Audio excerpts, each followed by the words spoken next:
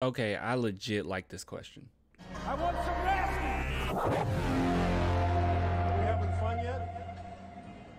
Big shout out to Death Star Stallion for asking this. The boy said, predicting for upcoming season, breakout player, leading scorer, where we land in the draft, etc. So obviously where we land in the draft, we'll talk about that, but that's completely out of our control. But I do have a take on what I'm expecting this upcoming season, and I want to know what you guys think about it and what you kind of expect. All right, but before we talk about that really quickly, thank you guys so much. Okay, look at this.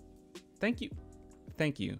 I'm gonna be sending these shirts out this upcoming week, probably near the end of this upcoming week, only because I'm like stupid busy through the week. But yeah, I'm gonna get to that the end of next week.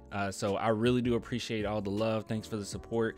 And I am gonna have more stuff out here. I know a lot of people ask, like, what about the black shirts, and then what about the other designs and all that. I'm gonna have more stuff out there. More than likely, we're just gonna start with white and black.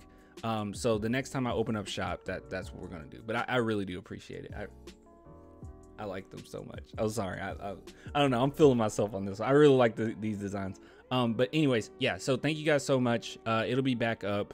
And just be on the lookout for it. And I'll announce it in videos and all that. But thank you guys so much. Like, seriously, I really do appreciate it. All right, so let's go ahead and dive into this.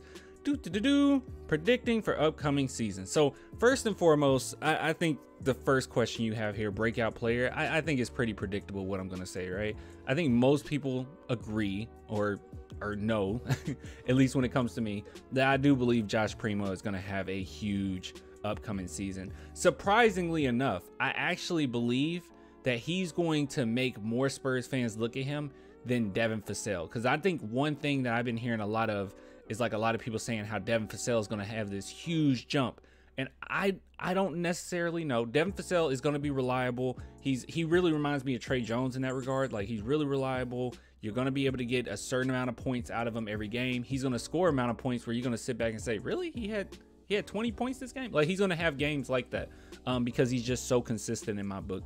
But when it comes to Josh Primo, I think that he's going to have a bigger jump, and I think even the Spurs believe that, because even before like maybe several months ago, even before the draft, the Spurs were already giving, or not the draft, I think it was after the draft, but the Spurs were giving a lot of hints towards them going in the direction of Josh Primo. So there's something that they're seeing. There's some type of jump that is happening with him that I believe, and I think we're going to be able to see that. It's going to manifest throughout this season. Now, starting off, I think Josh Primo is going to try to probably more than likely be more of a facilitator for the team. And Pop, you know how Pop is. He's gonna, oh, hold on, cat said. Go. There you go. There, she's gone now. Anyways, but we already know, like, Pop is really huge on making sure that guys do things in their arsenal that they normally didn't think was necessary. Like, for instance, we already know that Pop has already told Blake Wesley, which is insane. He's already coaching him. He told Blake Wesley that he wants him to use this floater more. And I think he's going to be the same thing with Josh Primo. Now that DJ is gone, it's going to be more of a focus on Josh. I think Pop sees the potential there. I mean, we already know that he said that he wanted to throw him in the fire like he did, well, throw him in the pan, I'm sorry, like he did Tony Parker, but he just wasn't really able to because he wanted him to develop to the best of his ability. And obviously him staying with the Spurs and you just throwing him in is not going to make a lot of sense, especially when DeJounte Murray has most of the usage. So it made complete sense what Pop wanted to do with him. But now he has that opportunity and he'll be able to just throw him in that pan. There's been nothing, I just ignore the fans for a minute. Ignore me. There's been nothing but praise when it comes to not only Josh Primo's teammates, but his coaches. There's been nothing but praise. Like, our front office is very open in saying what the weaknesses is of our players. Like, they're really open on that. Pop is open on that. Players often mention that. Josh Primo, there's been almost no weaknesses in my book other than experience. He just needs reps. But as far as his playing style, his mentality, his maturity, like everything, it's there. It's the full package. That's why I'm so huge on him, and like, people don't really see it yet. And I understand that it's going to come down to the numbers, and that's when people are going to actually like pay attention. But I'm saying this right now, I think he'll make a huge jump this season. Now, with that being said, that doesn't, and I know that's going to sound kind of weird, but that doesn't necessarily mean that I'm saying that Josh Primo is going to have the most points per game on this team. I just still think that for the most part, with him probably more than likely being point guard, for the most part, Keldon Johnson is probably going to be our leading scorer.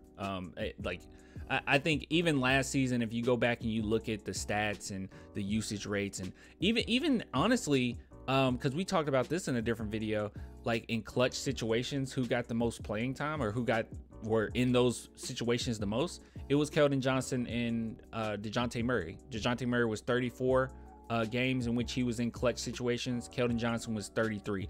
And what that basically is just the last 5 minutes of games in which you're in a 5-point differential. Now, the fact that the Spurs put him in that many positions to try to win just shows that, yes, they're willing to try to play through Keldon if necessary. So I think that that'll be more than likely what direction the Spurs go in, especially since he just got his extension. He already has a few years on his belt. Like, more than likely they're going to play through him and he's going to be able to get the most points. But with that being said, I don't necessarily think that Keldon Johnson or Devin Vassell makes a bigger jump than Joshua Primo. And as far as the rookies, I know you didn't ask this, but I want to just address it like really quickly.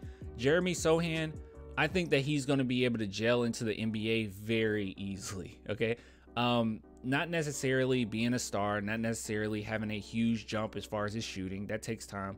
I think that he's going to be able to adjust to the NBA because he had to adjust to so many different situations previously. Like, he's already played overseas, in which when you're playing overseas, it's more facing the basket. It's not a lot of backing guys down necessarily, like, at all. And then when he came over here to the Baylor, he had to back guys down more. He had to play a different position, but he's so versatile in what he can do. And we still don't know like what Jeremy Sochan can be or what he will be. But I do believe that with everything that he's learned thus far, him being such a worldly person as well, I think it's going to really help him gel into the NBA pretty quickly. Malachi Branham, I think he's going to be a monster, but it's going to take a little time throughout the season. Where Pop is going to have to pull that out of him. Malachi kind of seems as if everything that I read, everything we talked about thus far, he seems as if the type of player that he does push himself, but he kind of needs someone to push his buttons. Now, as far as what positions he'll be in where he'll be able to get his buttons pushed, I think that's going to take time. I don't know if Pop is going to throw him necessarily on the pan like he's ready to do with Josh Primo right now, but we'll just wait and see. And then Blake Wesley, I don't know. I think he's going to need the most development out of the three, which is fine. But he also has probably the most potential out of the three due to his athleticism. But we're going to have to just wait and see on him. I could see him, and some people might disagree with this, I could see him going to the G League for a little while just to get more reps and everything. But we'll wait and see. But that's just my thoughts there.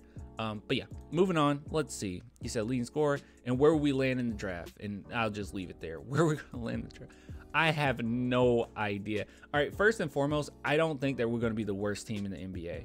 Do I want us to be the worst team in the NBA? Yeah, I hope we are. But I don't know if we will. We'll probably be second or third. But we'll wait and see. Nonetheless, as far as where we're going to land, I have no idea. Okay. I have no idea. If we are the worst, once you get past that 5, well, we have the highest chance, or our chances are pretty high to get first, or at least higher than 2, 3, and 4. It's not that much higher, but we have a higher chance of getting 1 than the others. So I don't know. We'll have to just wait and see. It's very frustrating, I know. Because a lot of people are like, well, what if we just land 5? I hated that whole argument throughout this previous season where people are saying that we don't need to tank. What's the point of tanking? Because it's not guaranteed that you get a #1 pick. That is such a stupid argument. I hate it so much.